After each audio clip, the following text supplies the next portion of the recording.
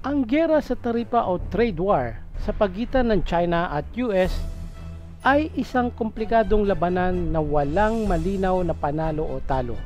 Pero para mas maintindihan, heto ang simpleng mga paliwanag.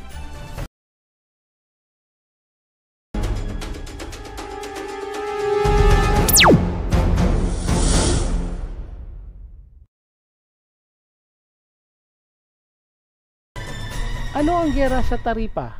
Ito ay nangyayari kapag ang dalawang bansa ay nagtataas ng buwis o taripa sa isa't isa para sa mga produktong inaangkat o imported goods. Halimbawa, kung ang US ay magtaas ng taripa sa mga produkto mula sa China, magiging mas mahal ang mga iyon sa Amerika. Gaganti naman ng China sa pamamagitan ng pagtakdi ng taripa sa mga produkto ng US. Sino naman ang matatalo sa trade war? Una, mga consumer o mamimili sa parehong bansa. Talo ang mga mamimili kasi mas mahal ang bilihin. Halimbawa, kung mahal ang cellphone galing sa China, tataas din ang presyo nito sa US. Pangalawa, mga negosyante o exporter. Nahihirapan silang magbenta sa ibang bansa kasi magiging mas mahal na ang produkto nila dahil sa taripa. Pangatlo, ekonomiya ng parehong bansa. Kapag tumagal ang trade war, bumabagal ang negosyo at ekonomiya at mas kakaunting trabaho ang nagagawa. Pareho silang mas apektado. Halimbawa, ang US, malaki ang iaangkat nila mula sa China, kaya ang mga mamimili nila ang unang makakaramdam ng taas presyo.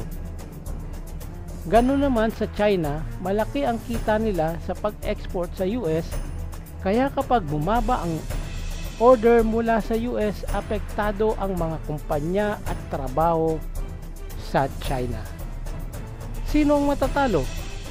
Pareho silang talo pero mas mahina ang ekonomiya ng China kumpara sa malakas na ekonomiya ng US. Kaya mas matindi ang epekto nito sa China sa mahabang panahon. Gayunman, talo rin ang mga ordinaryong tao sa US dahil sa taas presyo at pagkalugi ng mga kumpanya. Posible ba itong humantong sa giyera o military war? Ang giyera ng taripa at ng US sa China. Posible. Hindi basta-basta nagiging totoo ang giyera na may armas at sundalo. Ang trade war kasi ibang klaseng laban ito. Ekonomiya ang pinaglalaban, hindi lupa o teritoryo. Pero posible itong humantong sa totoong giyera. Una, kapag lumala ang tensyon, kung palitan ng taripa ay mauuwi sa paglalagay ng mga barkong pandigma, pagbabanta o pagbabawal sa mga kumpanya may mahalagang teknolohiya.